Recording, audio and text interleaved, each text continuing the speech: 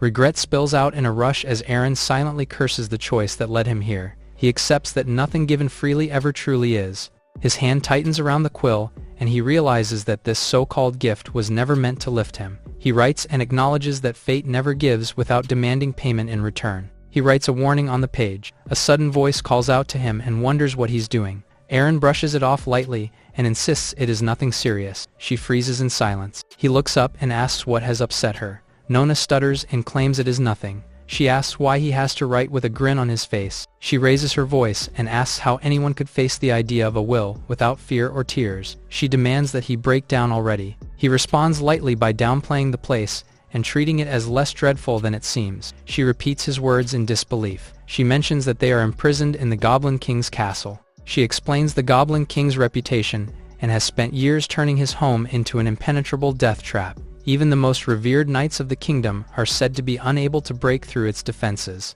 She tells a tale of a duke who once led an entire army to rescue his captured daughter. No one succeeded, and the Goblin King wiped out the entire army. He jerks forward in disbelief and shock. She confirms and explains that the duke was a friend of the daughter's father. Aaron's face lightens as he realizes something and makes Nona curious. He thinks that if the Goblin King is truly powerful, then the snail will not be able to reach him. She watches him closely and wonders how he is still smiling despite everything she has said. Her lips tremble as she struggles to hold herself together. She finally bursts out into tears. She continues to cry as he scratches his head in the next cell. She wipes at her eyes and mutters an insult under her breath. She reflects on her father's absence and the dwindling prisoners around her, and resolves to leave something behind in case she disappears. Her gaze drifts back to him through the bars as he calmly hums. She sees the book and quill sitting on his lap. She hesitates and gathers courage before calling out to him. She asks to borrow his pen and paper. He turns in surprise and realizes that she wants to write her own farewell.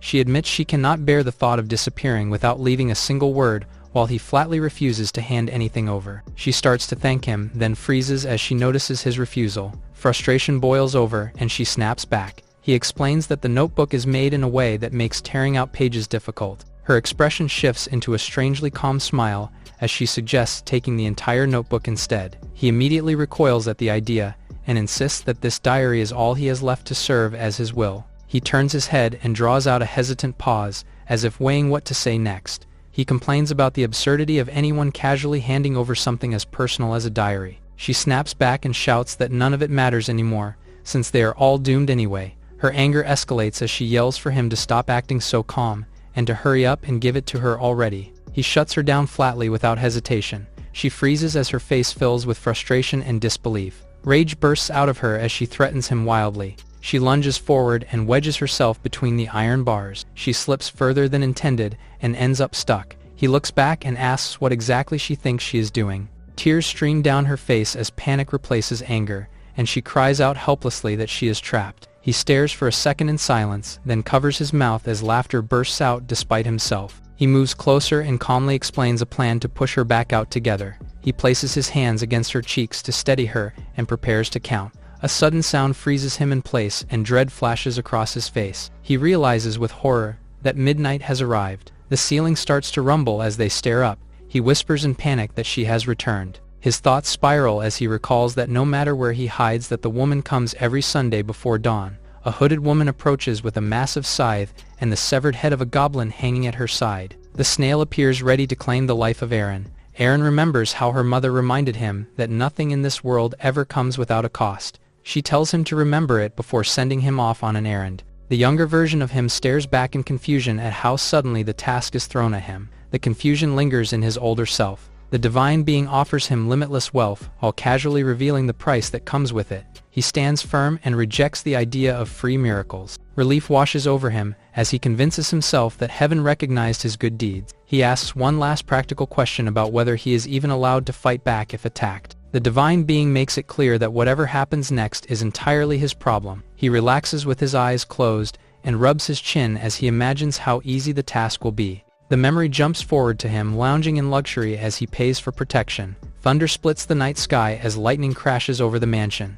A hooded figure appears outside the entrance and leaves him shocked. Panic tightens his chest as he stammers. A crimson eye sharpens with focus as the hooded woman locks onto him. His breath catches as fear overwhelms him. He forces an awkward grin and tries to diffuse the tension. The attempt fails instantly as chaos erupts. A gold coin rolls across the floor and stops at her boots as she stands unmoved. She stares down at him in silence, with her scythe in hand. He gulps as he finally grasps the situation. He screams in panic as he runs away. The snail stands unfazed and does not bother to chase after him. The clock hand clicks into place at midnight. He jolts awake in terror as he realizes she has already found him. The moment repeats itself across different nights as the clock strikes while he flees through forests and camps.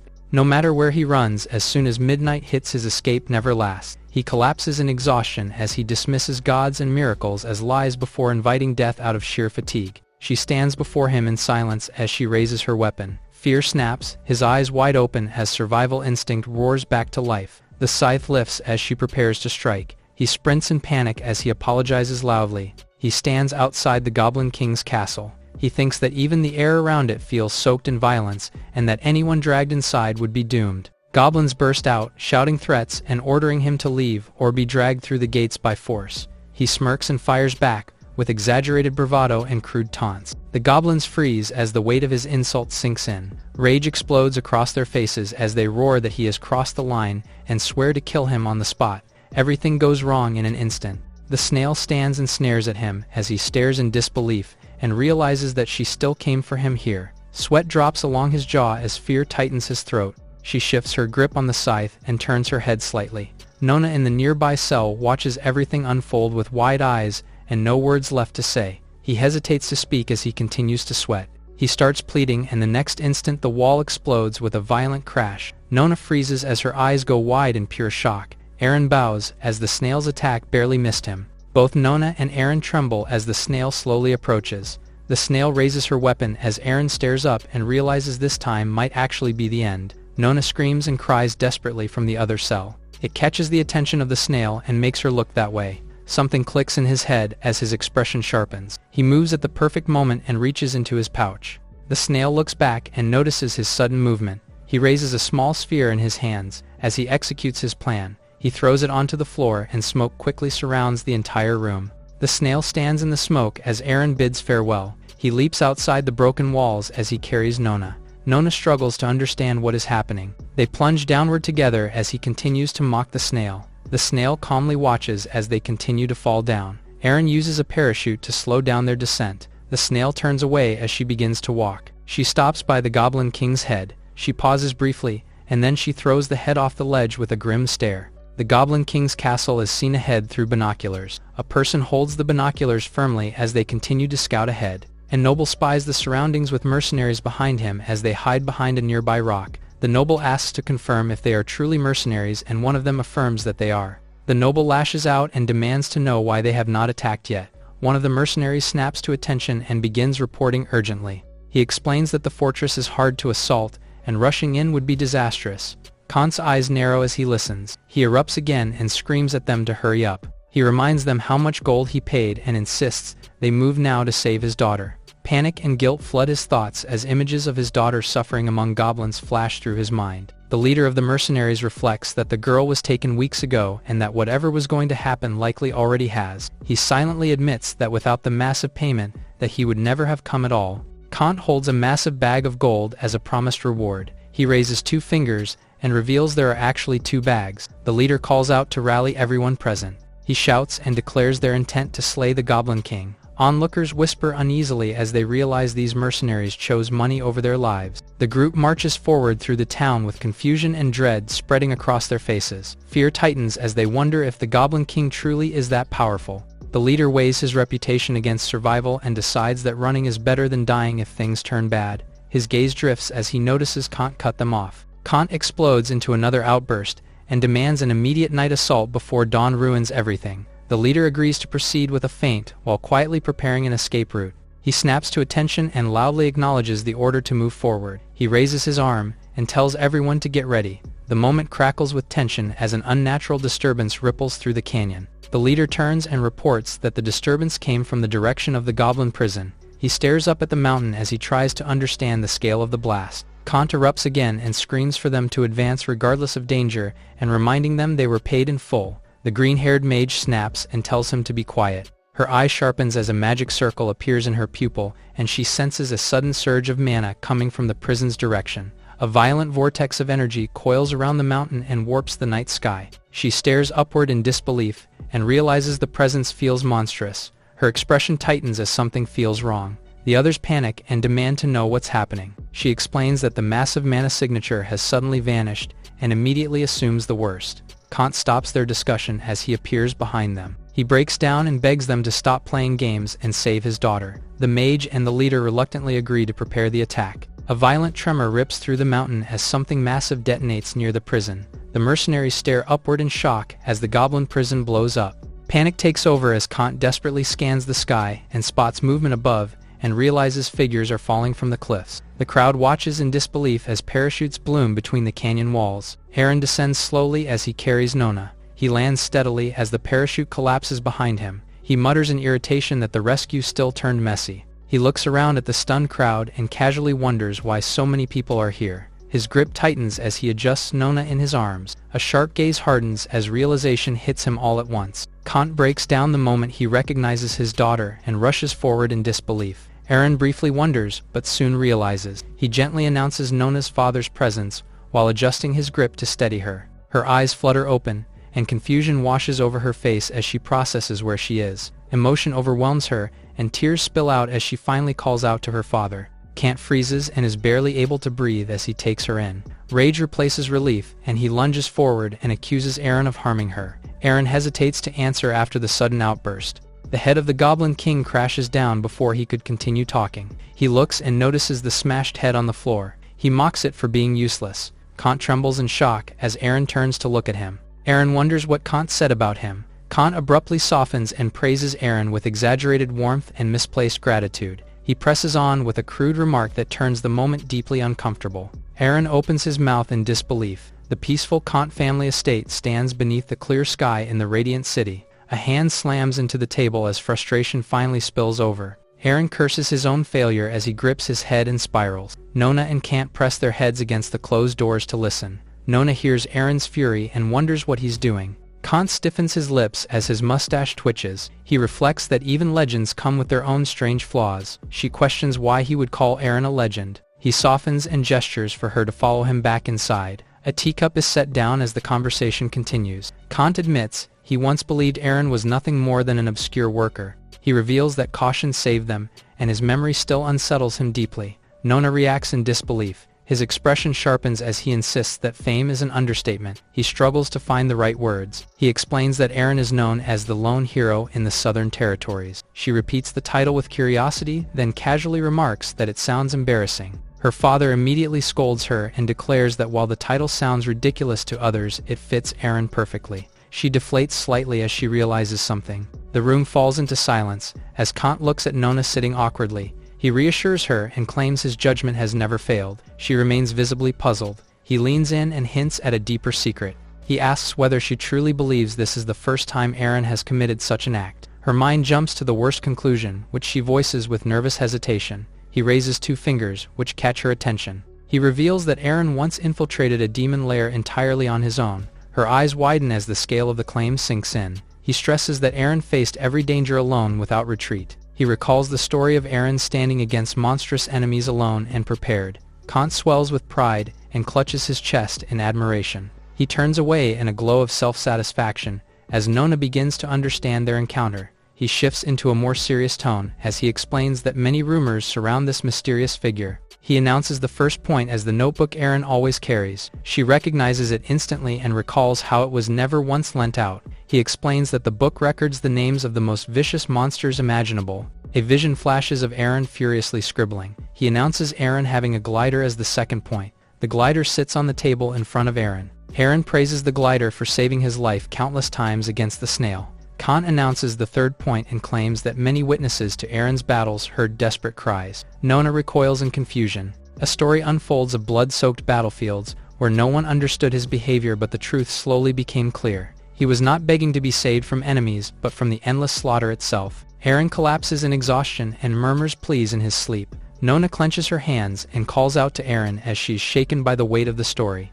Kant declares a fourth point and claims it is what he admires most. He explains that despite Eren hating combat and bloodshed, he admits that Eren is always drained after every bloody encounter. He emphasizes how Eren never allows himself to rest. Eren rushes off to save more lives in the shortest moments between battles. Kant finishes his story as Eren sits on a chair feeling drained. Eren begs for a break and complains about the punctuality of the snail. Kant clasps his chest and declares absolute reverence, as if witnessing a living god. Nona softly calls out to him. Her hands clench as emotion spills over. She breaks down completely and declares a reckless decision driven by admiration and tears. Kant panics instantly as he tries to shut the idea down before it goes any further. Eren slams down his hand in disbelief. He refuses to accept fate and insists he cannot be taken so easily. He throws his fist up and shouts with full confidence. The snail sneezes at the mention of her. She pauses for a bit and then continues to walk away. Nona approaches with a teacup in both hands and offers it to Eren. She waits by the desk while Eren looks up from his work and politely turns her down. She reappears, holding a small cake, and offers it again. He gives the same gentle refusal. She then proudly presents a large bowl of chicken soup. He lowers his head over his book and refuses once more. She tries to speak again, but he interrupts her and asks if she has anything else to do today. She freezes in place. She admits she only came because she worried he might be lonely and bored on his own. She shyly reassures him that he's not a bother at all. Eren smiles, with his eyes closed. He covers his face in frustration and snaps in his mind that she is bothering him after all. He wonders how she can miss every hint. His thoughts drift to yesterday and recall how he already found her dramatic even after rescuing her. His eyes widen as he realizes something important. He stiffens in place and clutches his chest as the reality of the ticking time hits him hard. Sweat forms on his face as he stresses over how little he has prepared so far. Nona suddenly appears in front of him and catches on to his strange reaction. He turns away with an awkward look and brushes it off and insists it is nothing important. She leans in closer and asks again. Eren closes his eyes with a small confident smile as he finally addresses Nona directly. He steps closer and casually asks if she actually has anything planned to do today. Nona freezes as a dramatic thought flashes through her mind. Her imagination runs wild in a rapid montage of future moments. She hides her face in embarrassment while Eren stands behind her, completely confused by her reaction. He decides to excuse himself and mutters about going out for a short walk instead. He awkwardly tells her he will step outside for a bit. Nona jolts in shock as she suddenly realizes what his words sound like to her. Her expression hardens with determination as excitement builds in her eyes. She bursts with energy and eagerly agrees, and leaves Eren stunned by how ready she looks for this sudden turn of events. Nona trails behind him through the quiet street. Her expression sharpens as confidence kicks in, and she mentally celebrates how fast things seem to be moving in her favor. She suddenly shifts into lecture mode. She explains that when the girl asks first but the guy usually overthinks and gives vague answers anyway, she demonstrates the trick by casually suggesting an option. She declares the real goal is to choose the place herself while making it seem like his idea. She watches him from the corner of her eye and smiles as she congratulates him internally for playing along so smoothly. She finally asks where he would like to go. She praises herself internally. Her calm cracks and surprise flood her face as he mentions the alchemy workshop. She collapses into disbelief due to him picking something so specific all of a sudden. Eren glances to the side and asks what is wrong. Nona immediately overcorrects and insists everything is fine. The glowing city reveals alchemy workshop. The two walk side by side down the lane. She explains that this is the largest alchemy workshop in the area. They stop at a counter where a worker is sleeping. Eren knocks on the counter as he calls for attention. He asks if they could spare him some time. The shopkeeper looks up and lazily asks what this is about. Eren steps forward and gets straight to the point. The shopkeeper jolts upright in shock. He immediately recoils and waves it off. Nona smiles to herself while listening. She steps forward confidently and frames the situation as her moment. Eren drops a bag of gold on the counter and shocks the shopkeeper and Nona. The shopkeeper explodes in anger. Eren adds another bag of gold on the counter and continues to shock them. The shopkeeper shouts in rage at the insult. Aran adds another bag as it spills the gold inside. He continues to add a few more bags. The shopkeeper imagines himself on top of a lot of gold. A stern, older alchemist storms in and declares that he will handle the guest himself. Eren awkwardly accepts while holding another bag of gold. A short time passes as the workshop settles down. Several tied money bags now sit neatly on the counter. Nona recognizes how money reshapes the mood in an instant. Eren checks the pile and asks Odin if the glider puppet is in good condition. Odin answers while working and explains that the mechanism is extremely delicate and far beyond ordinary handiwork. Aran points out that the device was not just made by a craftsman, but also by an alchemist. He pauses mid-thought and struggles to recall Stahl's name. Odin suddenly stops working. He jolts upright as shock flashes across his face at the name being mentioned. Eren confirms it, and asks why it matters. Odin snaps back loudly and wonders why Eren would ask why. He declares that Stahl in question is the most famous alchemist in the kingdom. Eren calmly acknowledges the fact. Odin shouts that calling someone merely well-known is a massive understatement. Eren explains that Stahl was reluctant at first, and only agreed after being paid an overwhelming amount. Odin freezes and wonders if he underestimated the scale of what was offered. The realization lands cleanly when it is pointed out that this was not excess, but the bare minimum. The words echo in his head as his pride takes a direct hit. He realizes just how far out of his depth this request truly is. He sits alone at his table under a heavy silence while figures whisper in the background. Eren leans forward and asks if there's a problem. Eren keeps working without looking up and asks them to wait while he finishes fixing the device. Eren politely says they will leave him to his work. Odin sets the fixed glider on the counter after a while. Eren reacts in disbelief at how quickly the work was completed. He turns it over in his hands and wonders if it was really that simple. Odin casually explains that the task was never difficult and questions why it would take so long. He adds that the mechanism will never fail as long as it is not used. Eren tries the mechanism and it starts to spin. The mechanism suddenly lurches forward as the parachute is released. Odin's face twists in horror as he witnesses something. The logo of the parachute is shown as a raised middle finger. Eren reacts instantly with a confident thumbs up and praises the result. Odin demands to know why it was activated at all. Eren hurriedly offers to pay the repair fee again. Odin freezes at the offer and the sincerity behind it. He insists on extra payment while crossing his arms. Eren quickly agrees and praises his skills. Odin straightens up with pride and explains that his skill comes from a long line of craftsmen. Eren speaks up with urgency as he asks for help creating a tool meant to restrain people. Odin leans in with a sharp reaction and questions what kind of device he is being asked to make. He dramatically presents a powerful seal that even the city guard relies on to stop massive threats.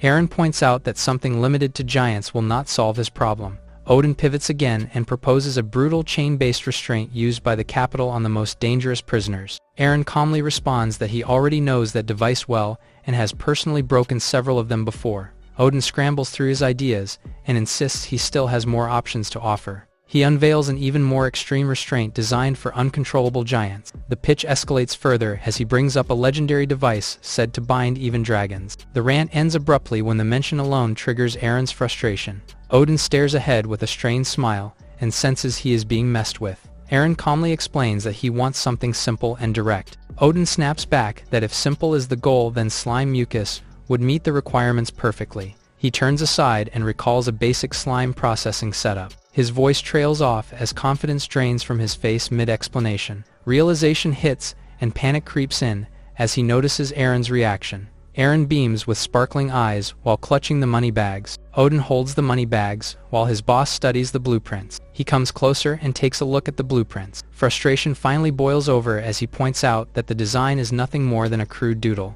His boss stares at the rough automaton sketches and tries to explain himself before cutting his own thoughts short. His composure completely collapses as he openly panics over the thought of losing all the money involved. A public notice draws a crowd as people react in disbelief to the announcement.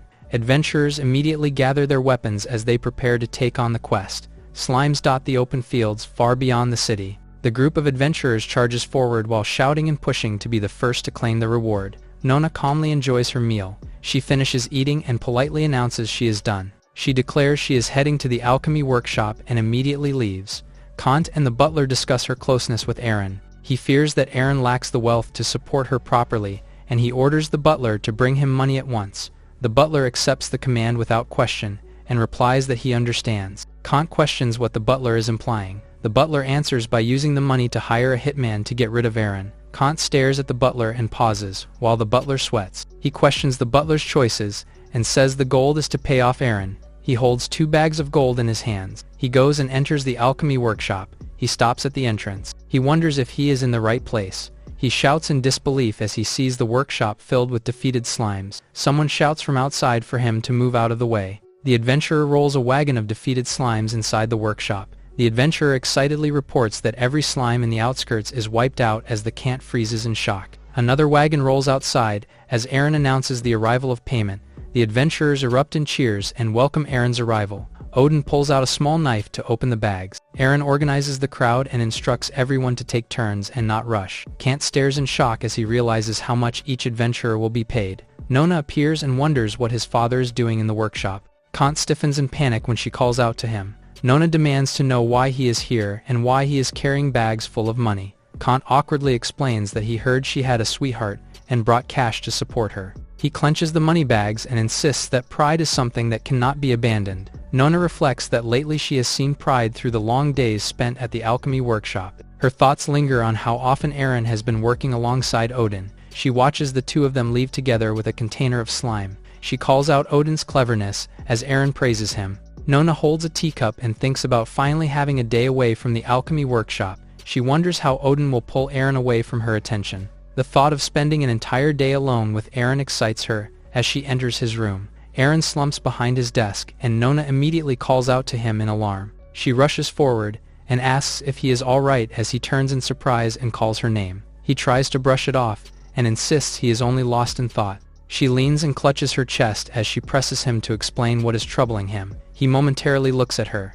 He coughs again and warns her that he might ramble before continuing. A sudden interruption cuts him off as Odin bursts in with news that the slime gel weapon is finished. Eren declares that it is time to head out. Odin pauses and asks whether Nona is coming along as well. He feels a dangerous intent aimed straight at him. Nona responds with an unsettling smile and insists that she will be joining them. Odin proudly prepares to unveil his alchemical creation in the workshop. He proudly presents the weapon in his hand and describes its explosive power and long range with confidence. He explains that it was forged from every slime gathered on the outskirts. Odin's master names the weapon and tries to announce it. He reveals the weapon in full and credits Eren for helping complete it.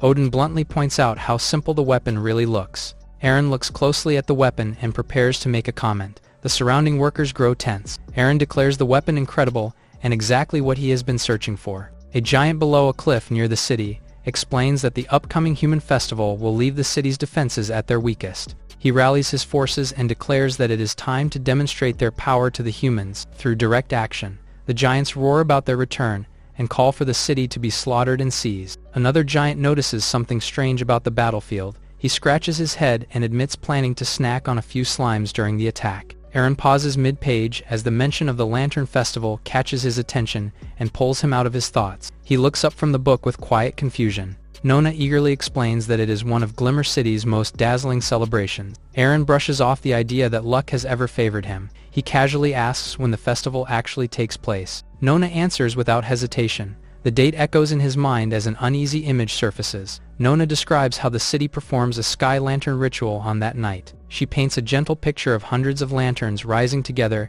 and bathing the city in warm light. She speaks of wishes entrusted to the glowing sky. Panic erupts as the crowd screams about a monster and a murderer. The snail appears and makes it clear that she will find him no matter where he runs. Nona excitedly explains how the Lantern Festival fills the streets with rare food stalls and treats you can only find once a year. She eagerly points out her favorite festival shop and insists on skewers from a place that only opens during the celebration. A vendor hands over hot skewers and urges them to eat quickly while the festival is still ongoing. The snail reappears and warns that tomorrow will never come for him. They both think of the festival but with different outcomes. They both admit that they can't brush off the feeling. Nona calls out to Eren. She hesitates as Odin enters abruptly and asks for him. Her expression softens into a smile after a brief silence. Nona suddenly slams the table and shouts at Odin. An uneasy atmosphere hangs in the air like an approaching storm as she stares at him. Eren hurriedly dismisses his concern and announces that he will be leaving for the Lantern Festival. She turns back with fiery resolve and declares that they should spend the Lantern Festival together. The city bursts into celebration as banners and confetti fill the streets. Nona's expression tightens when she realizes how much she has counted. Eren calmly bites into another skewer. Several skewers fall on the ground. Eren praises the food for being truthful. The stall owner praises him for eating so many beef skewers in a single sitting. The owner hands him a special item reserved only for those who can finish 10 skewers at once. Eren and Nona stare at the gift in awe. He calls out to her, which makes her think that he's giving it to her. He proudly hypes himself up as he shows it to her. Nona suddenly has both skewers and the bracelet. The owner apologizes and explains that only 2 bracelets were made, and the other was already bought earlier. Nona freezes as she processes that another girl already has the matching bracelet. She imagines that somewhere in the city, another girl is wearing the same bracelet as Eren. She loudly orders more beef skewers to cover her emotions while Eren laughs along. She quietly realizes that he actually put the bracelet on. Back to the lively street as the festival noise continues and Nona shouts for even more drinks. She hiccups softly as Eren notices and asks if she is alright. She laughs it off and excitedly explains that the city sets off fireworks every year right around midnight. A single spark shoots into the night sky, then followed by a brilliant explosion of color. Both of them freeze in surprise as the fireworks bloom above the lantern-lit streets. Nona turns back with shining eyes and points eagerly as the display begins in earnest. Eren stares upward in quiet awe and realizes how long it has been since he last felt this calm and wonder in his life. She begins to explain that she usually comes alone since her father is always busy with dull obligations. He apologizes and decides he has to leave immediately. She admits that spending the festival with him was genuinely fun. An explosion rocks the street as smoke and debris erupt nearby. A guard shouts in terror as it becomes clear that giants have breached the city walls. People scream and scatter in all directions as panic spreads through the streets. Nona urges Eren to run as rubble crashes down around them. She hesitates for a split second and looks back. Her eyes widen as she realizes he is gone. Bells echo through the city as the night takes a dangerous turn. Footsteps echo across the stone as someone moves through the empty street. A hooded figure comes into view. Eren faces the snail head-on and recognizes her arrival. His eyes widen as he sees something. He looks closer at the snail and confirms his suspicion. A small dango bracelet dangling from her grip becomes impossible to ignore. Eren recoils as he recognizes the bracelet on his own wrist and stammers in disbelief. He stutters as he realizes they have the same bracelet. He demands to know why the snail has the bracelet. He recalls the stall owner explaining that only 2 bracelets were ever made. The realization hits him that a girl took the other bracelet. He repeats the phrase as he looks at her. He points and mocks her for not looking like a girl.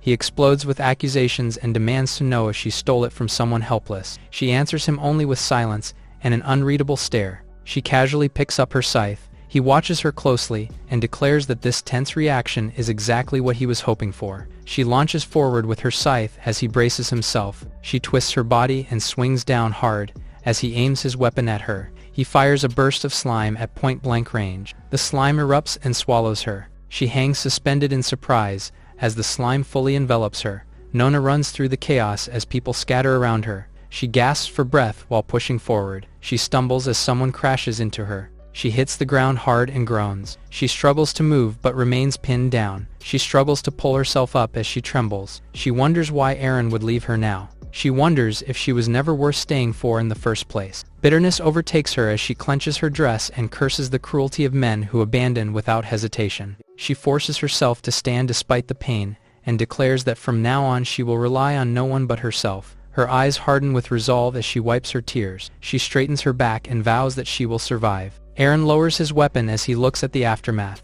He looks at the massive slime that formed in front of him and wonders if it worked. He realizes the air inside the slime is disappearing. He notes how much time has already passed as he circles the enormous slime. He starts to feel relieved as he realizes the end of the snail. He laughs loudly in front of the slime. He taunts her as he realizes that his scheme finally worked. His anger explodes as he recounts the repeated torment he has endured. The slime suddenly writhes all around. A hand slowly comes out from within the slime. She fully emerges from the slime as he continues to rant. She pulls out her scythe from the slime as he continues to taunt from the other side. She puts on her hood as she silently listens to what he's saying. She slowly walks towards him. He abruptly stops, mocking as he sees her approaching. Realization hits him all at once as he screams in disbelief at the sight of what appears to be a corpse rising behind him. Nona pushes through the fleeing crowd and bumps into a man. The man freezes as Nona peeks to see what lies ahead. A group of armored giants blocks the street ahead. One giant declares the city theirs now. Another giant strikes his ally aside in frustration and barks orders about supplies. The leader regains control and orders the loot secured first, while the others deal with the civilians. The giants agree and receive orders to seize children for food and kill any adults who resist. The giants advance as terrified townspeople shrink back. A mother shields her crying child and desperately tries to calm him as fear spreads through the crowd. Her eyes harden as she watches the giant approach. She asks for help as she clings to her side, but no one dares to approach her. Tears roll down her face as she continues to call for help. She begs for her child to be saved. One of the giants mocks her plea. A furious shout cuts through the tension. Nona pushes through the crowd and demands that the child be released.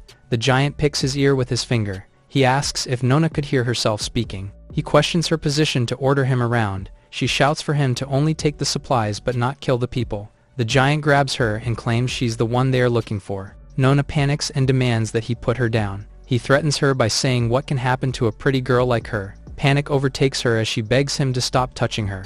Tears stream down her face as she desperately tries to stop the giant's fingers. The giant rips her dress as she begs him to stop. She continues to cry and shouts for him to stop. A blast hits the giant in the head as he slowly falls. Nona falls to the floor as Kant rushes toward her in horror. Kant drops beside her in a panic and asks if she was harmed. She barely manages to answer him. He pulls her into a tight embrace and soothes her. Odin urgently reports that the Lord and his soldiers have escaped without them. She hesitates as she tries to speak. The giant mocks them for thinking they could still run after everything that has happened. He rages about being struck by an alchemy cannon and pounds his own head as his anger boils over. He declares that all of them will die. Kant steps forward with his blade and vows that the giant will fall before he ever touches his daughter. The ogre sneers and accepts the challenge. Kant nervously explains that it was only a figure of speech. Nona grabs a sword and shouts that she will fight herself to protect her father. Kant desperately orders her to flee with Odin. The giant spreads his arms and invites her to attack. Odin readies his cannon and promises to support her. Nona shouts back with fury as she grips her sword, while Odin stands beside her. Her eyes tighten with raw determination. She screams her challenge and charges forward. The giant welcomes the fight and braces himself as she leaps at him from below.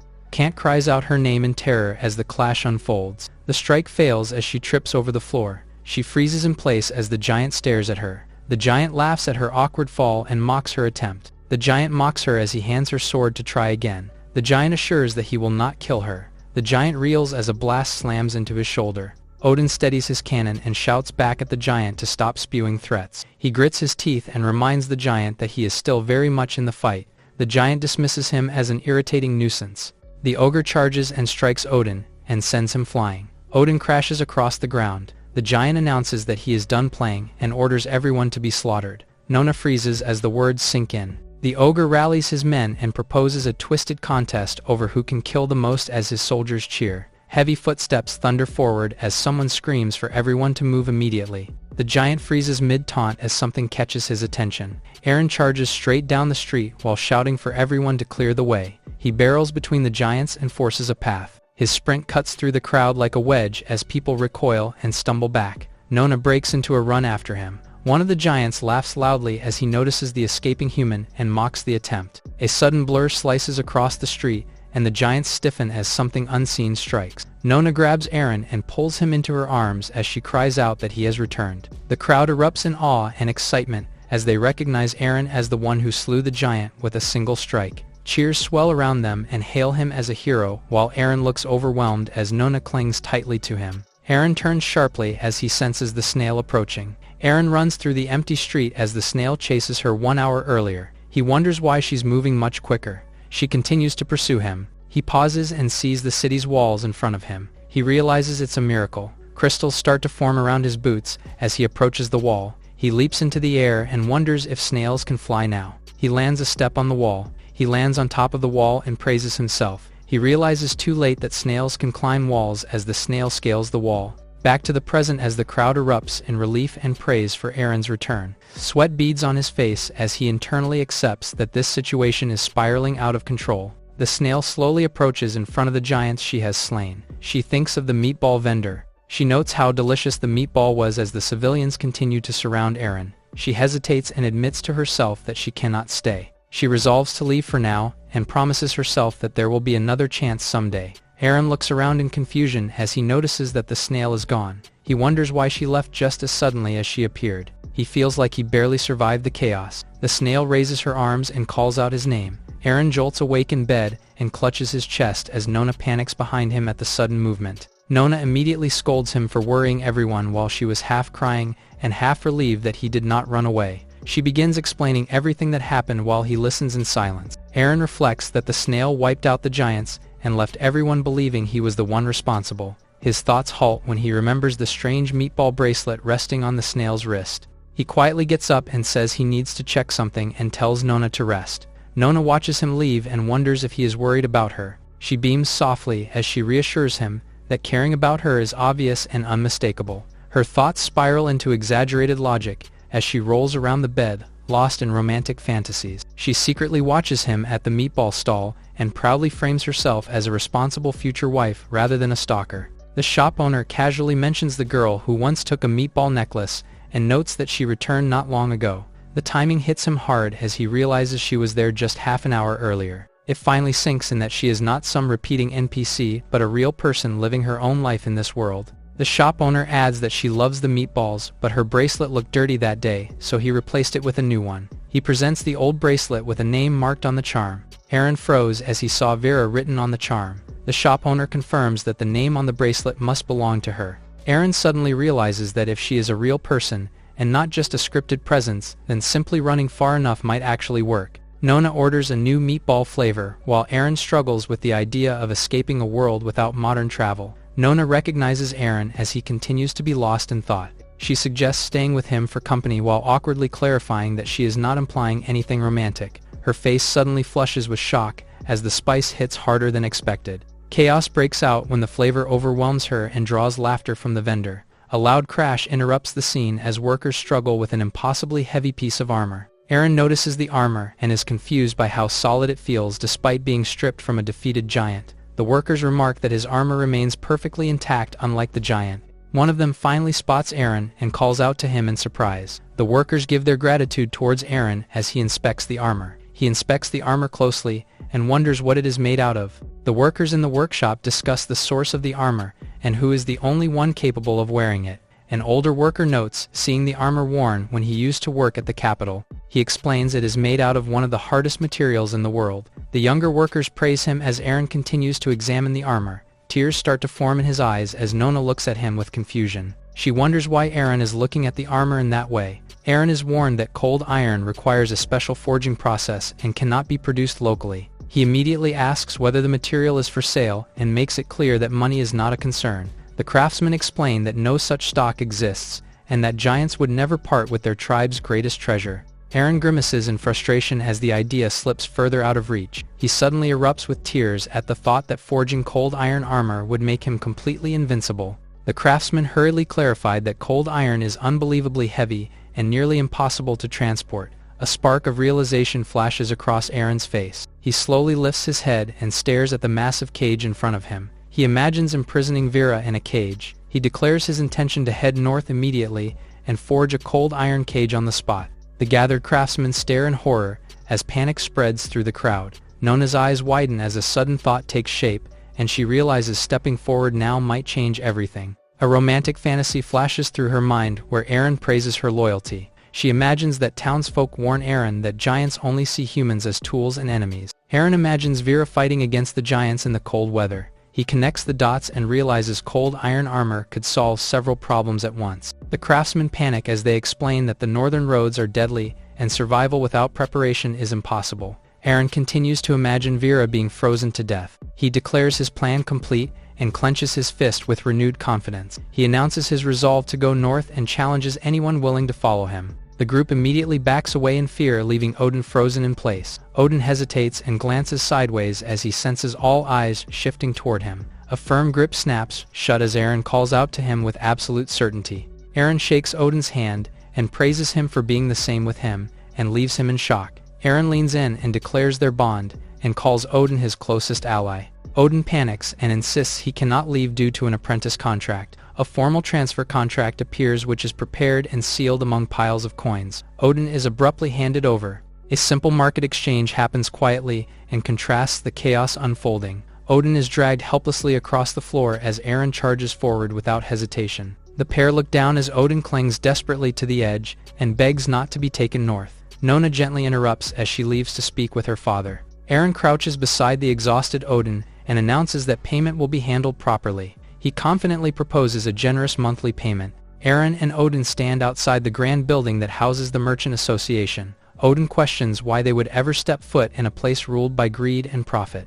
A furious official rants about textile margins, while Aaron and Odin observe from a distance. The man finally notices them and turns around. His expression flips instantly as he recognizes the hero who saved the city and sees an opportunity. He greedily resolves to keep Aaron satisfied and bind him with long-term benefits. Introducing himself as the branch chairman, and he formally welcomes Aaron with exaggerated politeness. Odin internally mocks how quickly the man grovels without being prompted. Eren bluntly states his urgency about reaching the Northlands by Sunday. The chairman freezes at the mention of the Northlands. He hesitantly suggests the request is far beyond what the association can normally handle. Eren calmly insists it is possible and presents a detailed list of preparations. The chairman reluctantly agrees to review it. His eyes widen as he scans the list. He stumbles over the contents and is shocked by the sheer scale and absurdity of the demands. Eren loudly emphasizes the need for carriages. The chairman snaps internally and is convinced that Eren must be mocking him. He tries to explain that unicorns are sacred and extremely rare. Even royal ceremonies barely have access to such beasts, as Eren shrugs it off and claims money is not an issue. The chairman stiffens and clarifies that this problem goes far beyond payment. He explains that the Merchant Association operates on a strict VIP ranking system, and Eren does not meet the required qualifications. Eren references the Red String membership and their requisition. As he confirms he has them, he raises his hand and reveals that he possesses one of the red strings. The chairman stifles a laugh and starts explaining the rules with a thin smile. He clarifies that membership privileges depend on deposits and Eren only qualifies for a single string. Odin whispers his embarrassment. Eren scratches his head, then suddenly lights up as a realization hits him. He confidently announces that he actually owns plenty of red strings. He reveals that he had so many that he knitted them into a sweater. The chairman's face freezes before twisting into total shock as the revelation sinks in. He drops to one knee and declares unwavering loyalty to Eren. He vows to go to any extreme and fulfill any request without hesitation. The Merchant Association's red string is explained as a symbol of absolute authority and status, and their standing within the association becomes higher with more red strings they possess. A sweater made entirely of red strings raises disbelief over what kind of rank that represents. The chairman eagerly asks if there are any additional requests now that preparations are underway. Eren calmly asks whether their departure on Wednesday morning will pose any problems. The chairman freezes and realizes how little time remains to prepare everything. Eren's steady gaze makes it clear he has no intention of backing down. The chairman quickly reassures him and insists there is more than enough time. He explains that a snow elf is an extremely special existence and hints that such a person's status would be beyond ordinary measures. Eren states with certainty that she will come. The snow elf sits by a window and quietly reads a document. An attendant gushes over the Lord's elegance. She recalls how the Rosy City was once plunged into chaos as monsters overwhelmed its streets. The former lord is condemned as a coward who exploited the people. Lord Shell stepped forward alone to repay debts and negotiate directly with the lizardmen. Everyone feared the worst had happened to Shell as she vanished beyond the city's gates. She eventually returned, battered but resolute. The lizardmen that plagued Rosy City were wiped out. Villagers argue over who could have saved the city and doubt Shell's claim while questioning the motive behind such an act. Whispers circulate that the mysterious savior must have been someone powerful, to have been backed by the Merchant Association and laden with supplies. A quiet offer of tea as Shell accepts with restrained gratitude. She quietly wonders whether it is truly acceptable for her to stand as Lord. The attendant immediately reassures her. The comment about a perfect man lands disastrously and causes Eren to sneeze. Shell studies her reflection and falls into thought. Her gaze sharpens as a buried memory begins to surface. She recalls being hunted and mocked. The memory sharpens into the moment she was cornered and forced to fight back against monsters closing in. Eren runs as he screams his fear. Vera runs after him as she swings her scythe to reach him. She steps on mud and slips. She falls on her knees as she raises her scythe. She slips forward as she swings her scythe. The surroundings erupt and send the lizardmen flying as Eren runs away. Eren activates his boots as he prepares to leap. Vera and Eren look at each other as the mud fully erupts. Eren stumbles and finally falls down on his face. He desperately offers his red string to Vera and urges her to save him. Vera accepts the string without hesitation. The attendant openly criticizes Eren's arrogance. Shell turns toward her attendant in confusion as the situation rapidly spirals. The attendant explains that a man named Eren demanded that Shell serve as his guide. Shell immediately issues an order to prepare a carriage. Kant declares that the journey to the Northlands will not happen. Nona protests in shock and frustration. She insists that Eren heading north is not the only reason she wants to go, and that she simply wants to see the world. Kant pinches her cheeks while scolding her for being infatuated with someone he deems dangerous. She struggles against him and insists there is nothing dangerous since many people will be traveling together. He scoffs and mutters that Eren may be wealthy but has no real power. He compromises and says he will allow her to go only if Eren can gather the nation's top expedition team. She freezes for a moment, before erupting with joy at the unexpected approval. He chuckles fondly and tells her to give up on the idea if it fails. The servant bursts in and urgently calls them outside to see what is happening in the street. A caravan led by unicorns advances along the Radiant City main road. People gather on both sides to watch the unexpected spectacle. Kant reacts with disbelief at the sheer scale of the arrangement. The ornate carriage rolls forward. Nona in the crowd excitedly calls out to Aaron. Aaron stops near the carriage. He expresses gratitude for the request being accepted while facing the carriage door. Shell and her assistant observe him through the open doorway with quiet curiosity. Shell greets Aaron as she gets out of the carriage. She loses her footing as she steps down from the carriage. Aaron instinctively reaches out and catches her. Nona is struck by a sudden shock and her expression goes blank as the moment overwhelms her. Aaron leans close and playfully asks Nona a teasing question. The situation escalates into an intimate misunderstanding as declarations fly. A loud objection cuts through the scene as Nona is physically squeezed between both sides in the chaos. Nona jolts awake afterward as worried faces crowd around her and realize she has just regained consciousness. Everyone looms overhead asking why she suddenly collapsed while she slowly processes where she is and who is present.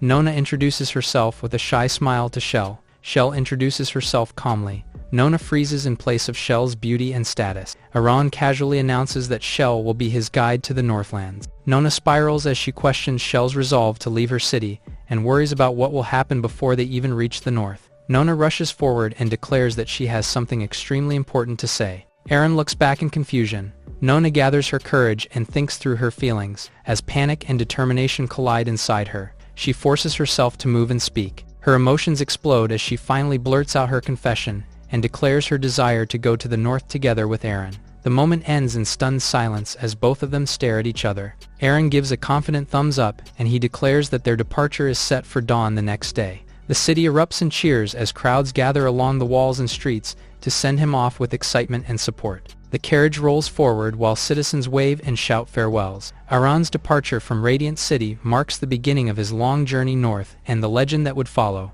A quiet close-up shows that someone else seems to have claimed priority. Nona mocks Shell's closeness with Aaron. She clenches her fist and crushes the food as she thinks ill of Shell. Odin reacts as she presses her point and demands agreement. He bites down on the food in surprise at the sudden question. Nona's emotions sink as insecurity takes hold. She hesitates but reassures herself that she still has the upper hand. Odin pretends to agree to the sudden awkward question.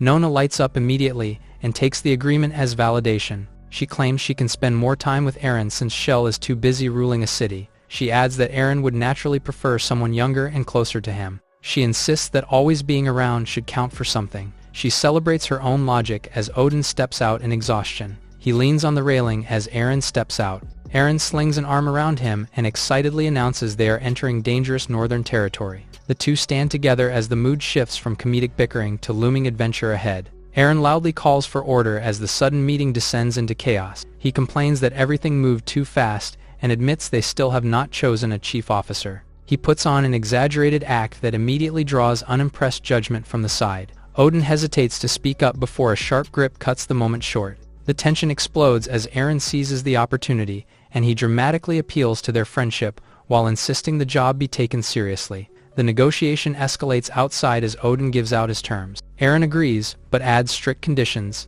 about daily headcounts and unknown passengers. Odin scoffs at the idea that anyone else would willingly follow them into such a bleak place. Night falls as the train moves forward and its wheels rattling through the darkness toward the north. Crates and sacks sit quietly as something stirs among them inside the food storage car. A hidden figure peeks out from between the supplies. The stowaway curls up near the crates and reveals that someone has secretly joined the journey north. Vera quietly lifts a lantern inside the dark storage car and reveals her expression. A crate bursts open as coins and jewels scatter everywhere and marks the moment Radiant City was breached by the Titan. A giant watches as his comrades get flung and sliced into pieces. Aaron is suddenly surrounded by panicked civilians who grab at him. The giant screams that Aaron is a demon and runs away in terror. The giant kneels before his leader and insists he survived a terrifying monster. The chieftain praises the giant's survival and welcomes him into the good tribe. The giant watches from the city wall the next day as he mocks the chieftain for believing his lies. He looks through the spyglass and sees a line of carriages approaching from the snowy road. He questions how a human convoy could enter the northern lands. He rotates the spyglass to get a closer look. He focuses on an open window in one of the carriages. He continues to scout and sees Eren peek out the window. He recognizes Eren's face and breaks down in sweat. He runs as he shouts a warning to others and calls for the chieftain. Eren points out that they are almost near as Odin angrily tells him to shut the window. Eren closes the window as he tells them to sit tight. Odin warns him to be cautious when dealing with the giants. Eren asks what could go wrong. They arrived at the giant's castle by breaking through the walls as the unicorn lay unconscious. Eren explains that the unicorn got mad at the cold weather. The chieftain steps forward and hesitantly asks their purpose for coming. Eren steps forward calmly as he explains that he came not to cause trouble, but to propose a trade. The guards halt him in place and question what he is holding. Eren stops as he tries to confirm what he's holding. The guards close in aggressively and shout orders as they assume hostile intent. Eren suddenly reveals the apple and argues that food is clearly what they lack most, as he states that he brought supplies and food in exchange for a small amount of cold iron. The mention of cold iron visibly rattles the chieftain. A massive axe crashes down beside Eren.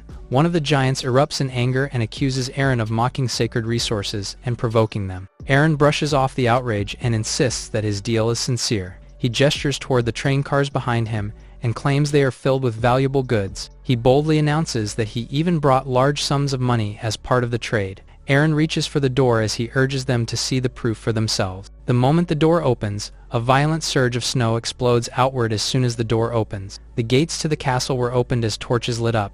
Two goblins kneel and roll out the red carpet, while drinks are poured into heavy cups. Cups collide in a loud toast and seal an agreement in the cold hall. The chieftain raises his drink and declares that goblins and humans will share fate and honor together from this moment on. The crowd below erupts in cheers as the alliance is announced from the platform. A guard mutters outside that the chief has lost his mind by dealing with a demon and suggests sneaking food and running before the humans leave. The door to the carriage creaks open as he carefully reaches for the handle. Vera lies among scattered food and supplies inside the storage room. The giant peers in and notes a human woman here who could be sold to the slavers for a large reward. He climbs inside as he justifies his cruelty. As he reaches toward her, Vera turns towards the giant with focused eyes. She launches forward and strikes, which leaves the giant being cut into pieces. Odin lifts a horn to his mouth and shouts to rally the giants. He stands atop a rocky ledge with Eren and directs the work below while warning everyone to stay alert during construction. He questions why they came all this way just to observe giants building what looks like an iron cage. Eren implies that danger is never far from him.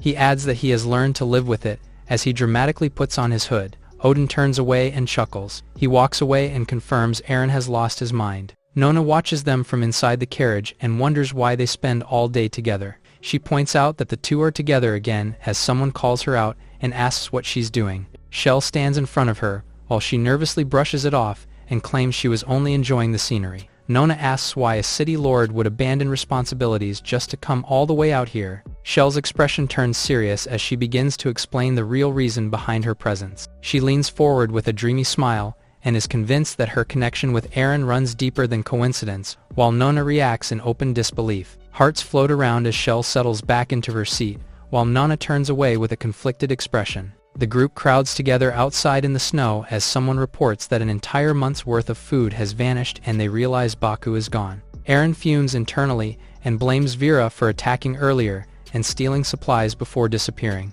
The chieftain suddenly steps forward and demands answers from him. He presses for the truth and forces Eren into visible panic as he struggles to explain himself. A sharp interruption lands before Eren can finish. Odin steps in angrily and points out the obvious flaw in the accusation. He questions why a giant would even approach a grain cart.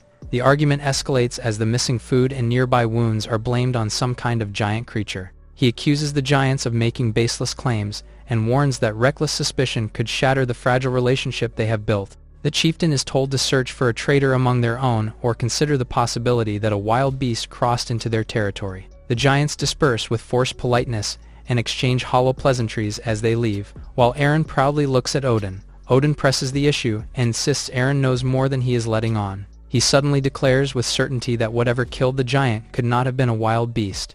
Aran hesitates and struggles to respond under the pressure. Realization flashes across sharp blue eyes as a chilling possibility takes shape. Panic spreads as the idea of an old legend resurfaces. A tale unfolds of an ancient village angering a cruel god whose dissatisfaction led to destruction and terror. A lone warrior stepped forward and vowed to shoulder the curse meant for everyone else. He swore the demon hunt, and its burden would fall on him alone. The warrior was bound to an inescapable curse, and wandered endlessly while fleeing the hunt that followed him. The story closes on the grim aftermath and reveals that even when the villagers believed they had found a solution, but death had already claimed its price. Odin erupts in shock and realizes that the curse being described might be the same one tied to Eren. Eren inwardly panics as he wonders how to respond without making the situation even more uncomfortable. A sudden spark of realization hits, and accusations fly as Odin connects the legend directly to Eren.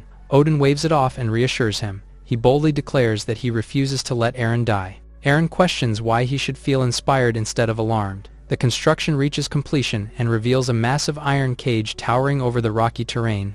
The chieftain questions the purpose of such a huge cage made entirely of cold iron, and worries about the difficulty of transporting something so enormous. The answer comes hesitantly, and hints that the cage is meant for immediate use in a decisive battle that is fast approaching.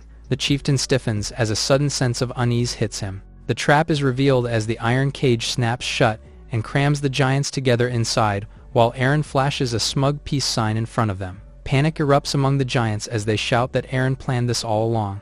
Nona wonders why Eren is alone. He calmly explains that someone has been troubling him for a long time, and describes her as a constant and unwanted presence. The explanation leaves her stunned as she struggles to process what she is hearing. Tears well up as she blurts out her fear that she is disliked.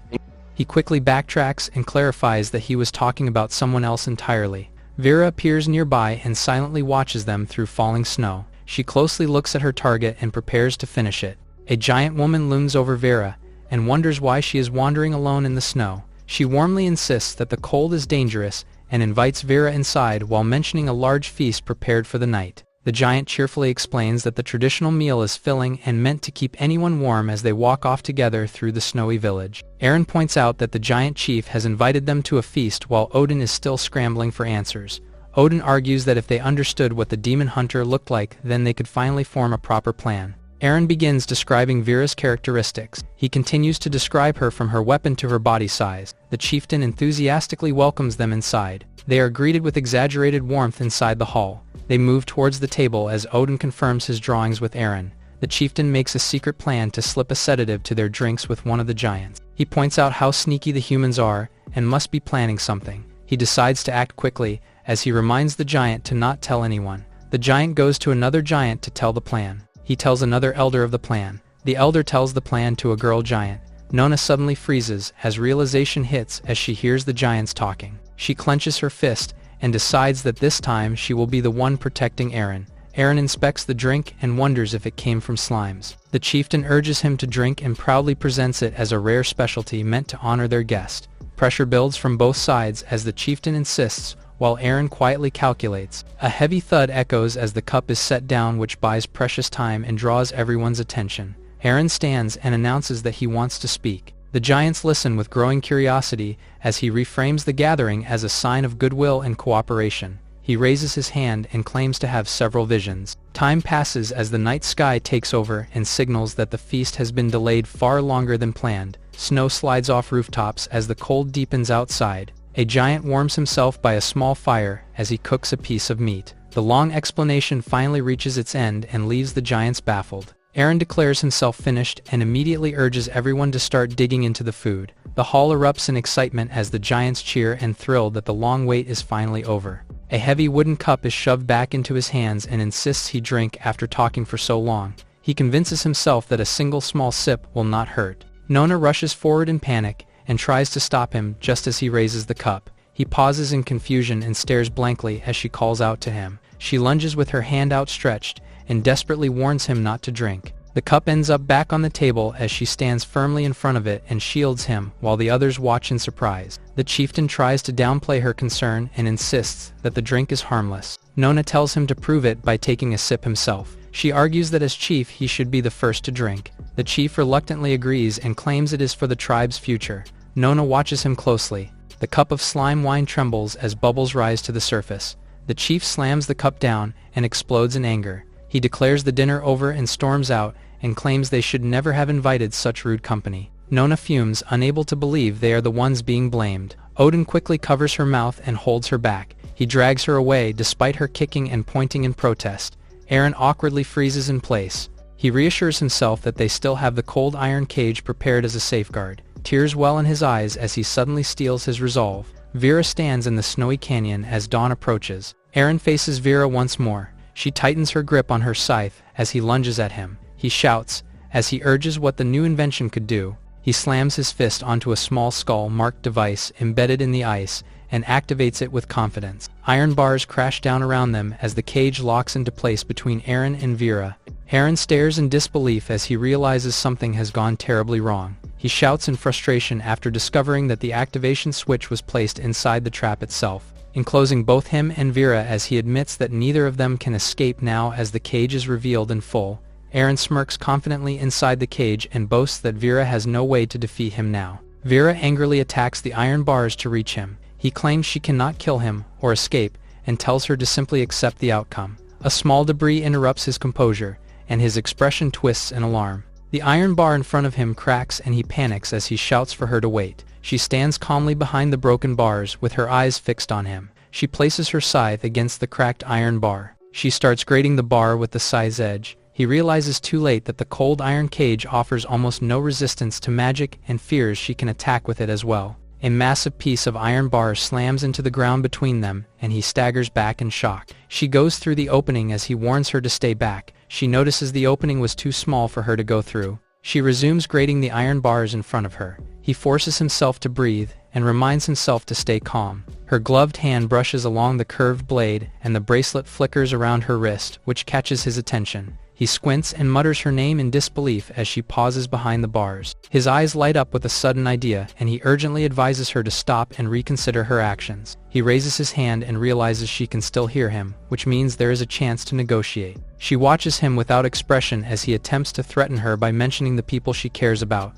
He claims he can track down her family and friends, and hints that their safety is uncertain if she continues. He threatens to tell her family what she is doing for a living. She looks away without saying a word. He convinces himself that since she is human, she must have a weakness, and offers to end the dangerous game in exchange for whatever she wants. He proudly presents a bracelet as proof of shared interests, and tries to appeal to her softer side. Her hands tighten around the scythe as he rambles about kindness and investments. He stretches out his arms and passionately calls for peace and love. She listens in silence and looks to see the gesture. Suddenly she swats aside his hand and resumes, striking the weakened bars. He realizes that neither threats nor bribes are working. Regret floods in as he admits he trusted too much in scrap metal and curses his unreliable trap. She pauses briefly while he coughs and wonders if this is truly the end for him. Her clothes get ripped by the iron bars as she goes through. She slowly approaches him. He feels nothing and wonders if he is already dead. This time, her hips got stuck in between the iron bars.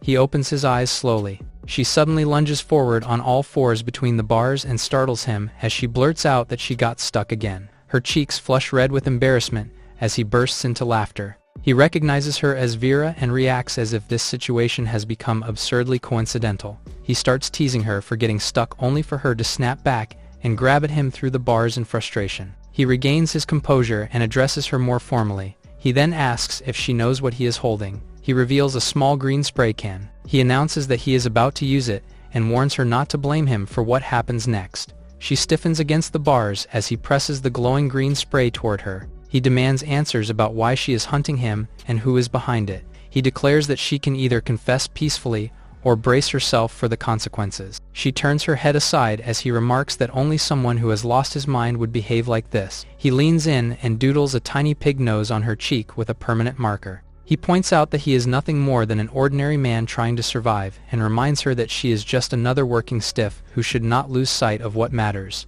He snatches away the dango bracelet she treasures when she refuses to back down. Her eyes sharpen and she urgently tells him to return it. He pauses in confusion. He slams down the bracelet as he remarks that it took her 6 months to finally talk. She clenches her fist in rage. He blankly suggests she simply pick up the bracelet herself. He raises the bracelet with a smug grin and warns her that if she refuses to speak, he will force the truth out of her. If she resists, he cannot promise where he will shove the enchanted bracelet next. A ridiculous vision of a unicorn biting down on a red apple, and her eyes widened in startled disbelief at what that implies. Vera remains stuck in between the iron bars as Eren reflects bitterly that even money could not solve this situation. Eren rubs his forehead and regrets ever striking a deal with a self-proclaimed god. He grabs Vera by the cheeks and demands answers. He squeezes her cheeks impatiently as his temper thins. He draws a blade and boasts that it is laced with countless toxins and that a single scratch would ruin her instantly. He presses the knife close and claims that no one will be able to save her. She calmly places a hand against his chest and stops him with effortless ease. His confidence falters and he falls silent. Eren quickly claims he was joking and insists he could never actually bring himself to harm Vera. The contract begins to activate, and she grabs his arm as he stares in stunned disbelief. The force drags her forward violently, as her body yanks toward him while he trembles behind the bars. She clings to him and struggles to resist, but the pull refuses to stop and slams them together against the cage. He crashes face first into the bars. Her hand reaches for the fallen Scythe handle on the icy floor. Vera rises slowly, with the weapon in hand, as Eren weakly calls out and demands to know the terms of their contract before dying. He begs her to consider it a final request from a doomed man. She stands over him and admits there is nothing she can tell him about the agreement. He offers up his beloved bracelet only to coldly point out that she would claim it once he is dead anyway. He pauses, then shrugs off his hood and tells her to accept death with regret if she refuses. She points out it has something to do with the eyes. She calmly explains that from the instant she finds him until he leaves her vision, she can pursue him. He argues that it makes no sense and tries to reason through the flaw in her logic, but she cuts him off and declares she has said enough. He nods grimly and accepts that his time is up. With a crooked smile, he jokes that dying at the hands of someone so beautiful would not be the worst end. He claims his only regret is not being able to place it on her wrist and touch a girl's hand before he dies. She watches him silently. He blinks in confusion when she suddenly reaches toward him. He gently takes her hand while still clutching the bracelet. He slowly puts on the bracelet. She looks down at him with restrained composure as the bracelet settles around her arm. He thanks her for the chance and vows to treasure what he has gained. He grips her hand and declares that he will cherish this life as the sunrise glows through the bars. He springs backward and laughs, and reveals she overlooked a limit in the contract. He declares that she cannot operate during the day and reminds her how short the northern nights are. She lowers her voice and asks if everything was a lie while he suddenly feels an unexpected stab of guilt. Her eyes harden as she adds that not only the gods but even he is part of the deception. Shadows fall over his face as he senses danger and mutters in alarm. She unleashes a swirling wave of attacks with her scythe while he shouts for her to calm down as the attacks closes in. He panics and becomes convinced he is about to die, while she stands firm within the storm she summoned. She lifts her scythe with a cold expression as frost forms in the air, as snowflakes gather around her like a crown of ice. His eye widens in shock as a distant mountain is sliced clean through. He leaps in alarm as the ground behind her collapses from the force of the strike. He screams that she has gone too far for cutting the mountain itself in half. The snow erupts along the cliffside as both of them are thrown outward by the shockwave. She declares with fierce resolve that she will never let him go. Eren continues to fall as he sees the falling snow. The frozen cliff glows under the sinking sun, while the giants watch the aftermath in stunned silence. The giants struggle to comprehend what just happened. One of them hesitantly mentions seeing Eren walking there the day before. The chief urgently demands clarification. A hand suddenly grips the icy ledge from below. Their eyes widen in disbelief as Eren pulls himself up from the cliff with a fierce glare. He lands smoothly before them. He casually asks why they have gathered here as if nothing extraordinary just occurred. A giant's knees abruptly kneel down the icy floor. The giants bow low and pledge eternal loyalty to Eren and beg to be granted divine strength. Odin angrily demands to know what truly happened the night before. Eren calmly admits he has no clear memory either. He tells Odin to stop questions as he's being carried away by one of the giants. Odin continues, shouting that he is desperate for answers and complains that no one ever informs him when chaos erupts. They have returned to the castle of the giants. Odin taps Eren in the shoulder and calls for his attention. He leans close and asks in a hushed tone if Eren can privately explain what happened last night. Eren replies that it is difficult to talk about. Odin insists he cannot believe Eren would rather forget such a brutal fight. He presses further and asks if Eren can at least reveal the demon's name. Eren hesitates before he speaks. Nona appears outside and greets Odin as she asks about Eren. Odin begins muttering Vera's name as he approaches Nona. He suddenly declares that everything now makes sense as Nona stares at him in confusion. Nona snaps and tells him to get a grip. She crosses her arms and scolds him while he insists that even hearing that forbidden name shakes him to his core. He warns her not to pry into names granted by Eren. Nona storms in to declare that Odin has clearly lost his sanity. Aaron greets Nona brightly and asks how she has been enjoying herself these past few days. She repeats the phrase to herself as she recalls imagined scenes of closeness and chaos that blur fantasy and reality. The memories shift into harsher flashes of what truly happened. He assumes she had a wonderful time and says he will leave part of the crew behind so she can stay and play as long as she likes. She suddenly shouts for him to wait and demands to know where he thinks he is going. He declares that he is setting off to find a woman who means everything to him. She punches him hard and calls him an idiot for even saying something so ridiculous. She storms off in tears while he stands there stunned and confused. He rubs his cheek and mutters in frustration.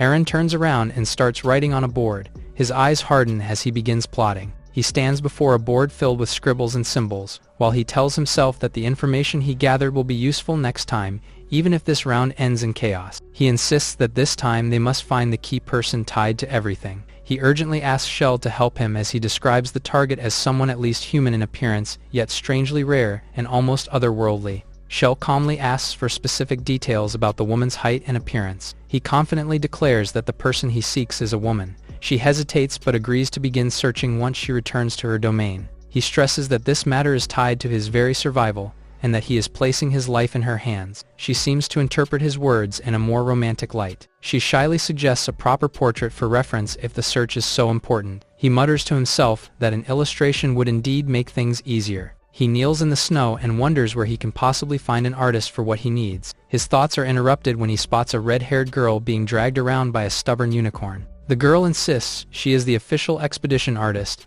and that her scattered sketches are important records. He bends down and picks up one of the fallen sheets. The page reveals a detailed portrait of him. He sits beside the artist inside and questions her about her style. She proudly declares herself a realist. He pauses as he struggles to find polite words before bluntly telling her to redo it.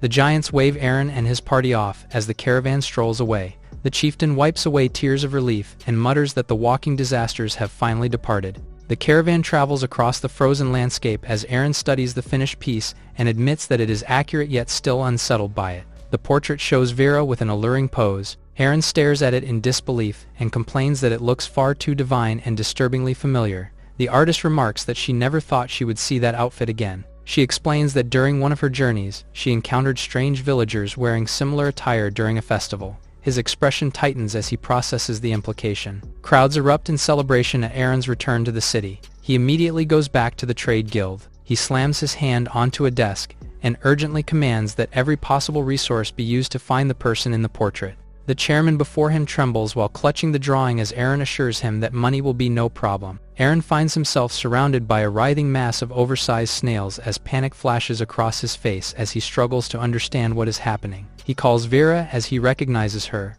Vera appears and slips through the snails. He jolts upright in shock as he realizes the weekend has arrived again. He sweats as he remembers the amount of snails were in his dream as someone knocks at the door. The chairman informs him that the missing person notices have already been spread nationwide. The chairman teases him about how even powerful figures cannot forget their first love and hints that he too seems unaffected by worldly temptations. The chairman presses him to reveal which woman has captured his heart, but Aaron dismisses the idea. Aaron insists that the woman in question is so dangerous she does not merely quicken hearts, but could stop them entirely. The town is already in full celebration as banners strung across the streets and confetti rain down as crowds gather in excitement. Aaron remarks that the streets feel unusually lively, while the chairman eagerly explains that everyone is celebrating the hero's safe return. A large banner of Aaron hangs behind a crowd as the artist dramatically reenacts how Aaron supposedly faced down ferocious giants. She passionately describes how Aaron performed a miracle so grand it split a towering mountain in two.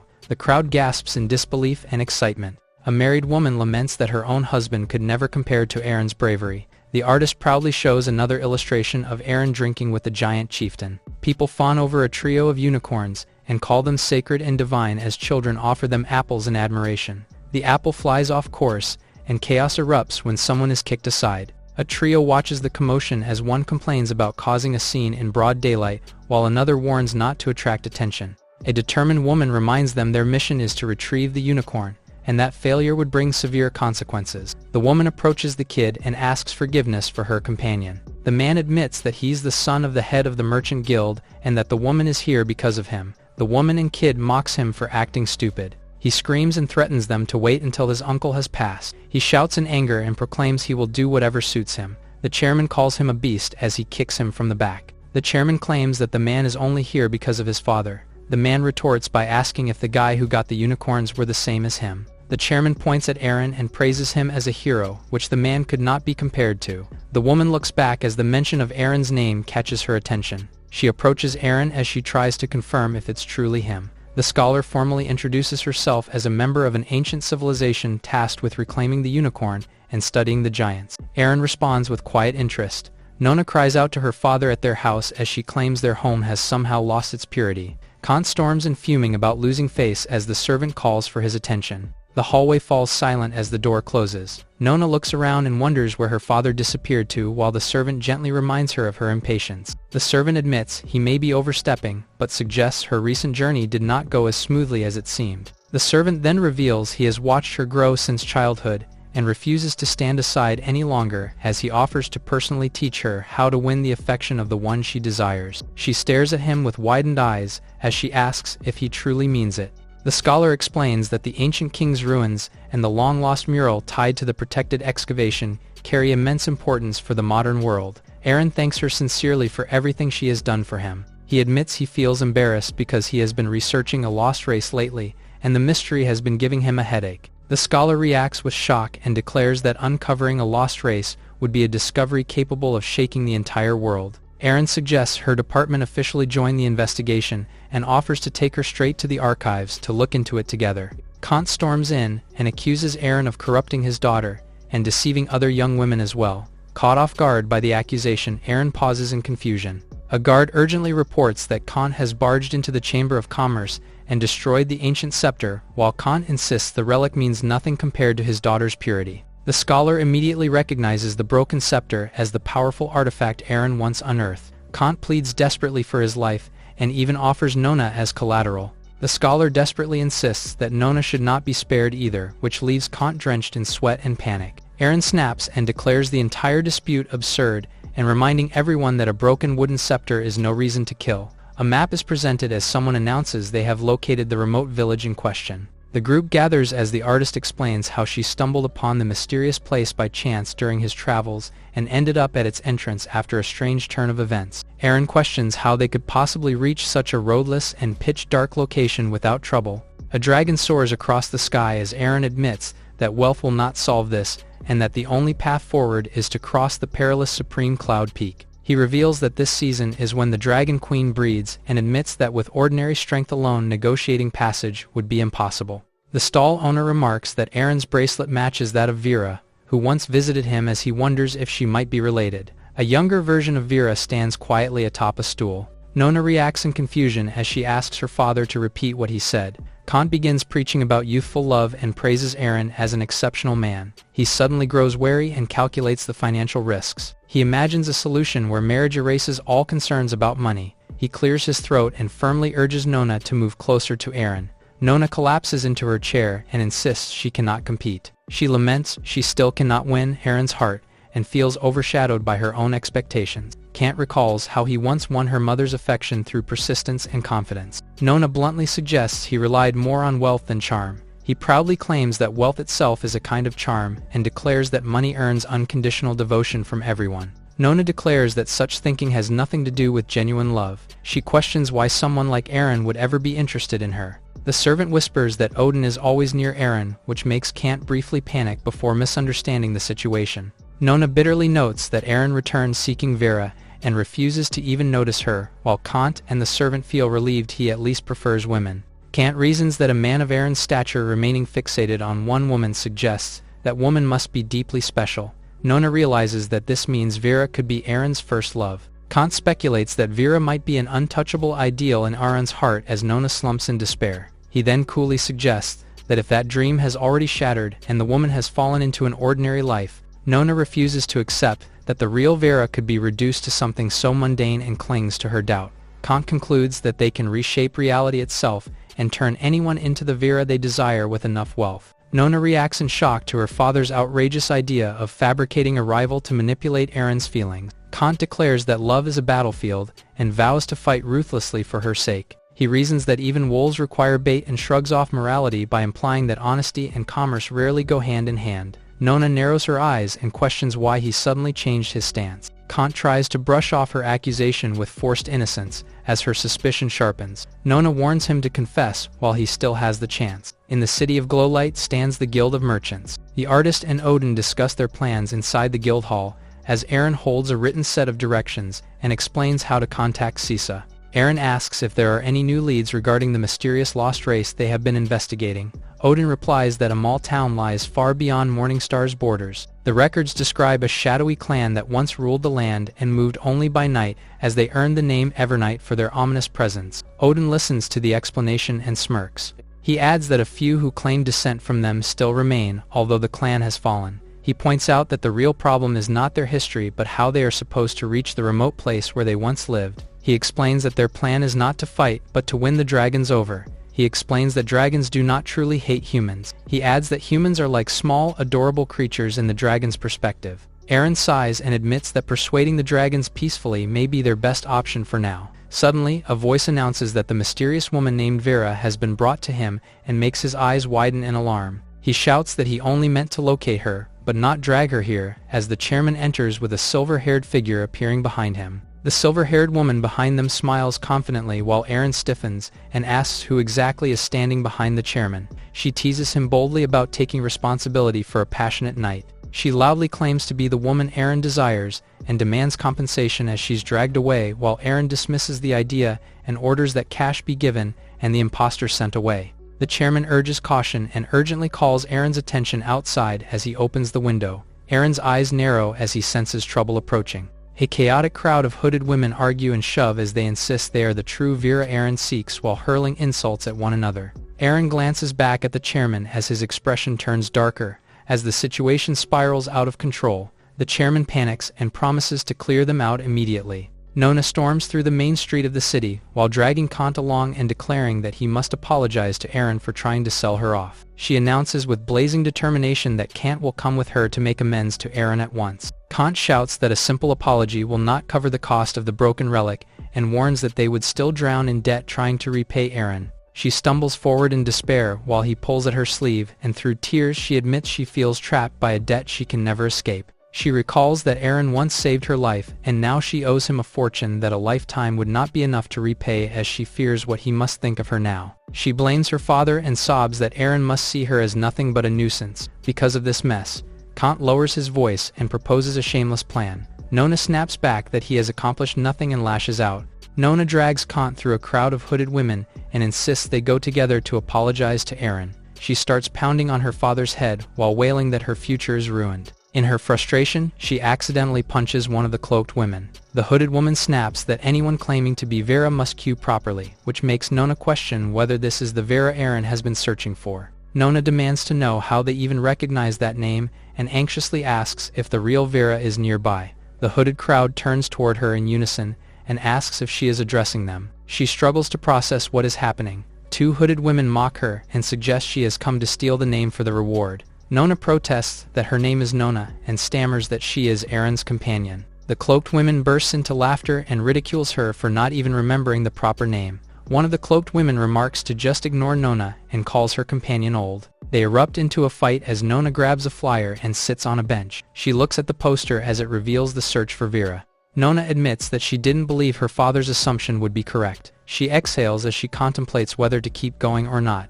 She imagines a scenario of Vera leaving Eren. Eren begs Vera to stay. Nona appears like an angel as she remarks she will fill the void in Eren's heart. She laughs at the outcome of her imagination. She snaps back to reality as she sees another hooded woman passing by. She remarks how small of a child the hooded girl is as she walks by. Nona wonders if the hooded girl's family is that desperate for them to send their daughter to earn money. The chairman interrupts everyone and announces that the chaos was caused by a misunderstanding, and declares that as compensation each person will receive a free loaf of charity bread. A pickup stall piled high with bread is set up outside with the reminder that it is limited to one per person while supplies last. The chairman formally concludes the event and tells the crowd to collect their compensation and leave in an orderly manner. The crowd explodes in anger as they accuse the chairman and demand refunds. The chairman yells back arrogantly as objects fly toward him, and the angry crowd surges forward. A boy and a girl watch the commotion as they manage the bread stall, but someone catches their attention claiming to be Vera and wants a piece of bread. The girl leans closer and teasingly asks if the person is also named Vera while calling her adorable. A small Vera peers over the stall and firmly repeats that she wants that bread as well. She points at the biggest bread and claims she wants that. The boy hesitates and warns that the loaf Vera chose is far too big, but the woman insists that the child's fierce devotion to food proves she believes in her choice. Vera's eyes sparkle intensely as she is praised as someone extraordinary. Vera walks over carrying the massive loaf while Nona watches from the bench in confusion. She hops up beside Nona with the bread almost as big as her body and settles in awkwardly. Nona squeals at how adorable Vera looks, hugging the oversized loaf. Nona notices the bracelet the kid is wearing and wonders if it's the same as Aaron's. Nona cheerfully offers to buy Vera's bracelet with a bag of gold so she can attend school instead of working. She suddenly remembers that there is only one pair of those bracelets and grows suspicious. Nona softly calls out to Vera, but she suddenly burps. Vera lets out another loud burp, and Nona panics but tells her not to worry and promises to get water as she rushes off. Vera remains seated as Nona runs off. She immediately stood up and prepared to leave. She goes to leave and hide in a corner. The small hooded girl suddenly transforms into a woman in a sleek black outfit. A glass of water crashes onto the ground. Nona clutches her chest and wonders if what she saw was some kind of magic trick as Vera stares at her. A figure looks out at the courtyard and notices only a few lingering people where the commotion had been. Aaron murmurs about the unbelievable scene he just witnessed. The chairman informs him that the crowd has already dispersed and apologizes for the chaos. The chairman then cautiously brings up the earlier strategy and asks whether Aaron requires assistance from mages. Odin asks if the chairman is also in charge of human resources, as the chairman asks Aaron if he has ever heard of the cradle. The chairman shows off a decorative plaque symbolizing their partnership. The cradle is the capital's mage association whose students excel in every discipline.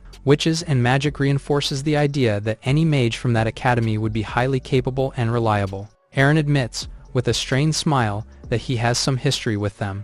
They arrive at the Mage Association's main gate as they reassure themselves that everything will work out. That confidence collapses when they see a notice board displaying Aaron's portrait crossed out. At the Chamber of Commerce on the second floor, the chairman anxiously asks what on earth the young man did to end up on the cradle's blacklist of the century. Aaron casually claims he only eliminated a few people. The chairman admits that high-level mages are already hard to find these days. He announces that he has a distant relative who just graduated from the cradle. Aaron immediately orders that this graduate be invited at once and promises to pay 10 times the usual rate. Half an hour later, a tense stare-down begins as a pink-haired woman and Aaron lock eyes. They switched places as Aaron was reaching for an apple. She introduces herself as Celine as she casually remarks that she expected a shady merchant. She teases Aaron lightly about his age while eating the apple. Aaron is stunned by Celine's sudden display of magic and excitedly begs her to take him along, so he can experience it too. She calmly refuses, while taking a bite of her apple.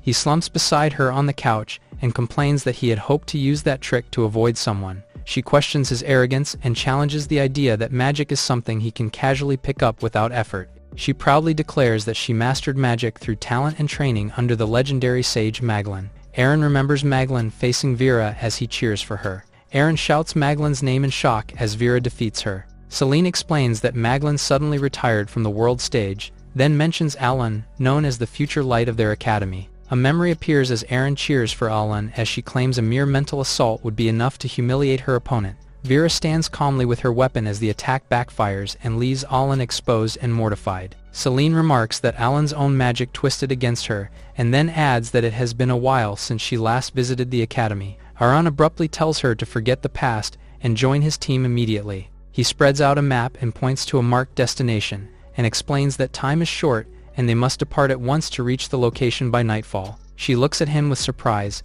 and asks whether the situation is truly that urgent. Odin excitedly blurts out that he wants to see a demon with his own eyes. Aaron turns toward the open window and warns them that witnessing such a creature is not something they would actually want. He suddenly stiffens as he recognizes a familiar presence and questions why Nona would be here. He calls and asks what Nona is doing here. She insists that she has something important to tell him in person. Aaron tries to clarify Nona's claim about seeing a young version of Vera.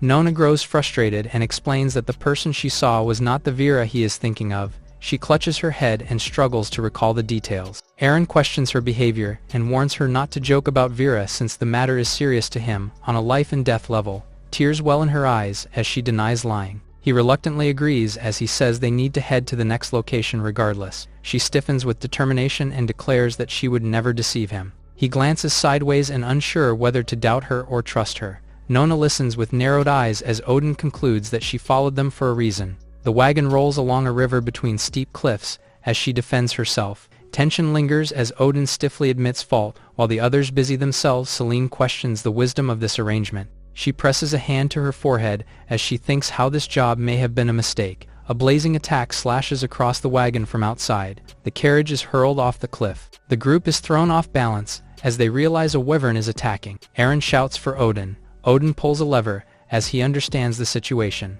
The wooden carriage shatters and transforms into a round metal sphere. The newly formed sphere ricochets down the rocky slope as it plunges toward the forest below. It finally lands upright among the trees as its small mechanical legs steady it on the ground. Eren clutches his head and checks on the others, and wonders why a wyvern would attack them so far from its nesting grounds. Odin insists they are safe for the moment because the vehicle is an old battlefield relic built to withstand heavy damage. Aran peers out and tries to figure out where they have ended up. His expression shifts in alarm as he suddenly notices something outside and urgently calls out a warning. The wyvern's claws latch onto the metal sphere from above. The wyvern lifts the entire sphere into the air. The group panics inside as they wonder where they are being taken. The wyvern suddenly drops the sphere from across the sky. The sphere crashes down and breaks. The group coughs as they start to get out from the debris. Eren asks if everyone is fine as he slowly stands. Nona praises the mountain's size as Odin claims it's the wyvern's nest. Wyverns surround them as someone recognizes Eren from behind. The group turns to look. Two men happily recognize Eren and feel relieved for his arrival. Eren confirms if they were asked here to treat the Wyvern Queen. A biologist claims that wyverns are smart and need their help. The other biologist gravely explains that the Queen is in critical condition from a strange illness none of them have encountered before. Eren's face looks as if he's processing the information. He suddenly realizes the two elderly men are identical and blurts out that they are twins. The twins casually introduce themselves as brothers and professional biologists who specialize in wyverns. One of them reiterates that the Queen's situation is worsening and gestures for the person standing behind Eren to explain further. Eren turns and asks who could possibly be behind him. He is shocked to find a scruffy man dressed like a primitive tribesman looming there. The ragged man apologizes for startling him and explains that the wyverns lack proper manners, then admits that city doctors refused to help once they learned the patient was a wyvern. He adds that he has heard of Eren's heroic reputation from his visits to Radiant City and confesses that he had no choice but to resort to drastic measures to bring him here. Eren points at the man and demands to know what he expects from someone who is not even a trained doctor after dragging him all the way to this place. The ragged man falls to his knees and begs Eren for help and explains that a strange disease is spreading through the wyvern pack. Eren's eyes sharpen as he asks whether the illness is affecting the wyverns mentally as well. They are brought before the massive wyvern queen who lies weakly on her nest. The ragged man gently reassures the queen that Eren has come to help and promises that everything will be all right. He explains that the sickness began after the queen laid a peculiar egg. Eren asks whether the egg is poisonous as the ragged man confirms. Selene interrupts and argues that this is not poison but a curse. A strange purple substance hints at the mysterious nature of the affliction. Selene and the biologist theorize that the curse may have formed naturally as a defensive reaction within the wyvern's genes. The biologist concludes that since wyverns have long kept their bloodlines pure, a sudden mixing with foreign blood may have triggered a severe stress response that manifested as this curse. Selene and the biologist recoil as the flask of the purple substance erupts. Selene explains that the egg has effectively turned into a purger. The scaled egg trembles where it rests in the nest beneath the queen's wing. The egg suddenly lifts into the air as the group realizes it is still releasing the curse. Multiple wyverns spiral wildly through the sky as the queen seems unable to restrain them. The ragged man stares upward in confusion while Eren and Nona look on tensely. The floating egg pulses with a sinister glow. Sweat beads on the ragged man's face as he senses the situation spiraling beyond control. Eren scratches his head and wonders how a sudden bloodline rejection could occur and whether an outsider wyvern caused it. The biologist concludes that the only explanation is an impure relationship within the wyvern lineage. Eren demands to know why the experts cannot stop the crisis. Selene suggests that a purification gem might be their only hope. She recounts a legend about water elves who guard a sacred gem capable of dispelling any curse. She explains that it is an ancient elven relic hidden deep in the forest and nearly impossible to obtain. Eren falls into thought and weighs the possibility. He suddenly remembers that he carries several stones that glow at night and wonders if they might help. He pulls out a belt lined with shining gems. Selene immediately rejects the idea and insists those are priceless, sacred relics, forbidden even to kings. Eren lights up with excitement at the discovery. Odin bursts in to report that the wyvern egg has been stolen. The ragged man clutches the dark egg to his chest and begs Eren not to chase after anyone as Nona runs after him in panic. Nona shouts for him to stop and trusts that Eren will find a solution. The ragged man blames himself that his own lack of restraint led to this disaster. A slick green slime suddenly coils around his ankle and halts his movement. The egg slips from his grasp and he cries out in alarm while it tumbles away. The egg rolls across the rocky ground and comes to a rough stop. Eren steps forward and draws a device he calls Breath of Green and claims it is remarkably versatile. He lifts the egg and notes in surprise how heavy it feels. He studies its weight and texture with focused curiosity. Selene quickly suggests using the glowing gems they discovered to purify the egg. The group narrows their eyes as they brace for whatever comes next. The egg in Eren's hands suddenly glows with golden light. The ragged man insists he is acting for the greater good and demands the egg be thrown into the lake to stop the curse from spreading further.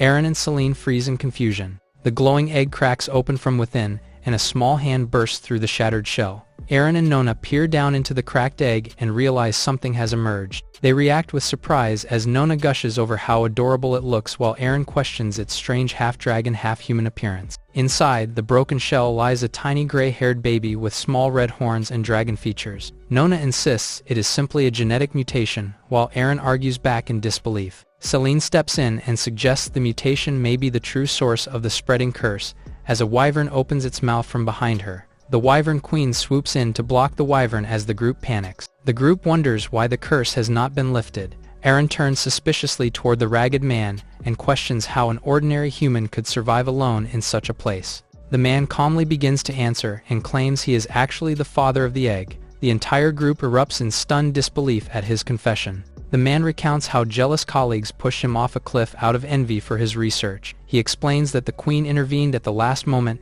and saved his life. He recalls how the queen believed in peace between humans and dragons. The ragged man admits that he crossed a forbidden line and allowed love to overtake reason. The small horned hatchling lies awake and stares quietly. The group panics as the wyverns slowly surround them. The baby cries from within the egg. Eren holds the egg and realizes something extraordinary is happening. The nearby wyverns sense the change as well. Selene steps forward and declares that the curse has suddenly been lifted. The ragged man stares in disbelief and mutters that the curse is finally broken. The queen lowers her head and nudges him. He leans against the dragon's snout and whispers his thanks, with tears in his eyes. Nona cheers that love can create miracles, and that love was also the cause of their troubles. The ragged man clasps Eren's hands and tearfully thanks him for saving the entire wyvern tribe. Eren awkwardly waves off the gratitude and insists they leave immediately, since they have already wasted too much time. The queen offers to give them a ride, which shocks the group, as they realize the wyverns can speak.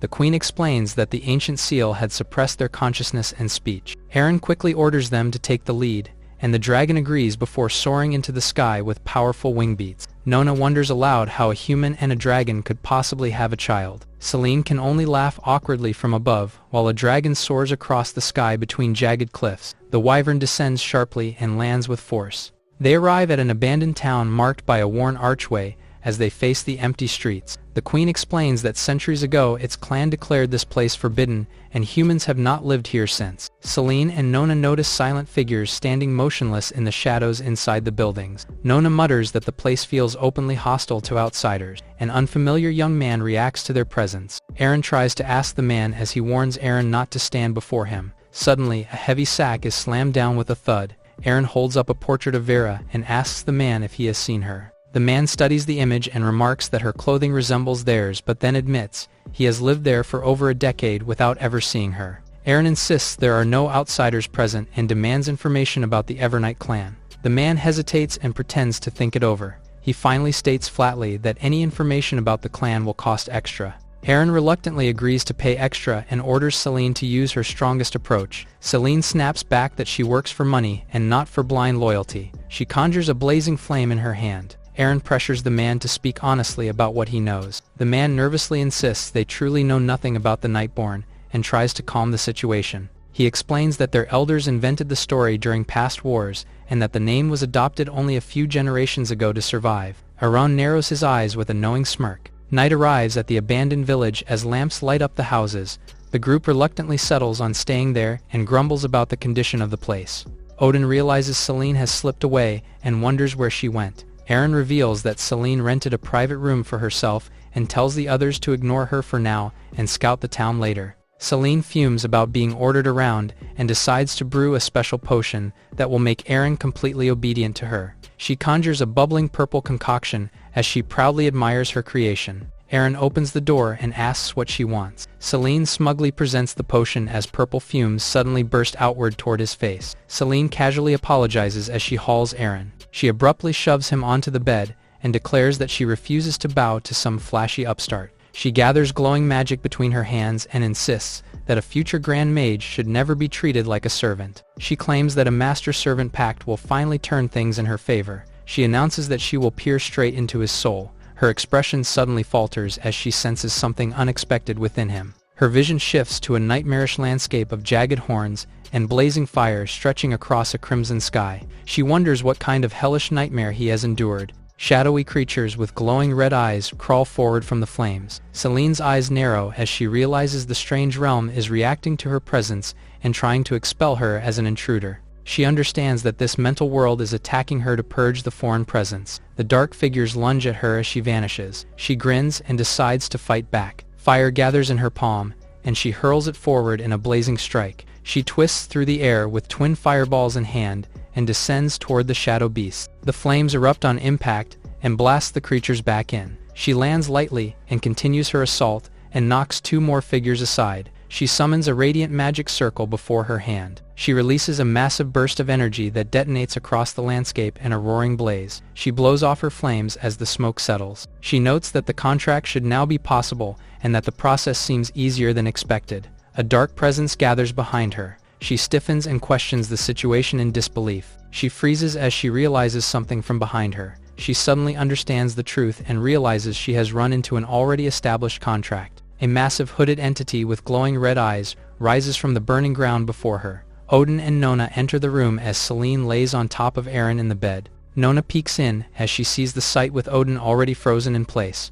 Aaron and Celine wake up as they wonder what is going on and why they have gathered. Nona scratches her eyes as Aaron holds his head, and they look at each other. Realization strikes her that the master-servant contract attempt has failed while he angrily questions how she ended up on top of him. She blurts out in disbelief at the idea that he is giving her orders. She drops to her knees and tearfully declares she will obey him and takes all the blame upon herself. He asks what nonsense she is spouting and snaps that the whole situation is a mess. He stands up and decides to search for answers on his own. He announces he will investigate outside while she nervously asks if she may accompany him. He tells them to mind their own business as Nona and Odin watch him leave. Nona mutters in disbelief at his behavior and openly questions what in the world is happening. Nona stares at a mirror while holding a black robe. She wonders if the outfit is used by the locals and if Aaron is interested in it. She thinks to herself if she should put the outfit on. She smirks and decides to put the attire on. Aaron freezes in shock as he realizes something. His glare hardens as he remembers the days left. He remembers how Vera had almost killed her,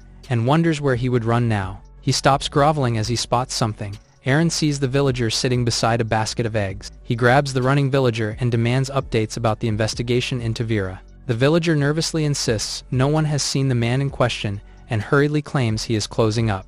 Aaron suddenly snaps and demands he stop lying and reveal whatever he knows. The man blurts out that the girl they are asking about was the last of the Evernight tribe and supposedly died long ago. The truth comes out in a chilling confession that the entire town acted together and that the man they sought has already been killed. Aaron shakes the villager and demands to know exactly what happened. The villager panics and insists they were forced into it because the child was inhuman. He describes how even at a young age Vera possessed terrifying strength. Aaron demands to know how common townsfolk could possibly have killed someone so powerful. The villager admits they relied on deceit, as Vera was young and easy to trick at the time. He struggles to remember anything clearly when pressed for details about her appearance. He finally recalls eyes that burned red like dripping blood, which sends a chill through Aaron. The villager hesitantly suggests that the one Aaron is searching for might already be the very girl they killed. Aaron orders him to take him to the burial site immediately as the villager quickly agrees. The villager questions whether digging up a grave is truly appropriate as they reach the burial site. He reaches to open the dug-up coffin. He peeks inside in confusion as he swears he saw Vera die with his 2 eyes. Eren tries to wrap his head around the mystery of Vera's revival. She asks why the villagers who killed Vera take the time to make her a coffin. The villager replies that it was done by an old woman that begged all the villagers. Eren asks if the villager didn't truly see Vera buried. The villager answers in fear as he figures out the old woman saved Vera. He snaps as he escalates the situation to burn the old woman. Eren kicks him in the back for claiming they did the right thing. He mocks the villager and asks him the whereabouts of the old woman. Eren warns the trembling villager to keep quiet and reminds him he has only one night to cooperate in a town this small. The villager protests and insists that finding the old woman in a single night would be nearly impossible. Eren coldly tells him that failure is his problem and that he already knows the consequences of crossing him. He reflects that the clues are finally aligning and that even someone with such a tragic childhood might still be a victim under the Hunt Decree. He senses that their next encounter will be the decisive battle. Odin approaches Eren with concern about his long absence. Odin wants to know whether any useful leads were found. Eren replies that he has a few promising threads to follow and hopes to resolve everything soon. Odin then tells him to call Nona for dinner. Eren knocks on Nona's door and calls out that dinner is ready. He softly calls her name again when there is still no answer. He slides the door open slightly and peers inside and asks if she is there. His eye widens in shock as he spots Vera. He braces himself as he realizes something is wrong with the timing. He concludes he is cornered with no path to escape. He lunges forward and wraps his arms around the hooded woman from behind. He demands she let him go and insists he is ready to battle her to the very end. He curses the cruel divine bargain he made and admits he regrets agreeing to it year after year. They tumble across the room as the confrontation erupts into chaos. He declares that if he must die, then so be it, and vows to confront the cursed god at last. He grabs hold of her cloak and demands to know why she is fleeing when she once wanted him dead. Eren pulls the cloak off her as he demands her to kill him. He flips the coat over him to reveal his target. He claims he has nothing left to lose as the cloak wraps around him. Nona repeats Eren's words in a misunderstanding. She tries to understand the situation as she wonders if Eren had such thoughts. Eren rambles about not running anymore as he fights around the cloak. Nona lays down with a blush as she calls out to him. She tells him to take responsibility and reluctantly agrees. Eren abruptly stops as he hears the familiar voice.